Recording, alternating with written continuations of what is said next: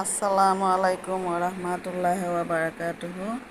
এয়া আপোনালোকৰ ওপৰত আল্লাহৰ ৰহমত বৰকত আৰু শান্তি বৰ্ষিত হওক। এয়া মই এই গাখীৰৰ তেলৰ পিঠা তালৰ পিঠা সৰু টুকুৰা কৰি গাখীৰ আগতে গৰম কৰিছে। একেবাৰে সহজ, গাখীৰ গৰম কৰি তাতে আপুনি যিমানখিনি চেনি খাই দিব, ডায়েবেটিছৰ মানুহে চুগাৰ ফ্ৰী দিব, অলপমান নিমখ দিব, এলাচি দিব, ড্ৰাই ফ্ৰুটছ থাকিলে দিব, দি পিনি আপুনি এই তালৰ পিঠাটো সৰু সৰু টুকুৰা কৰি যেতিয়া গাখীৰটো উতল আহিব তেতিয়া দি দিব, দি পিনি নমাব।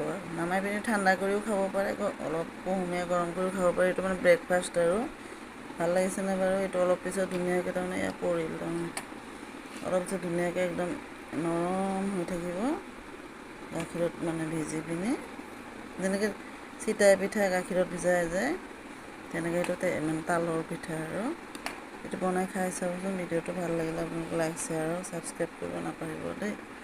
আজিলৈ আহোঁ।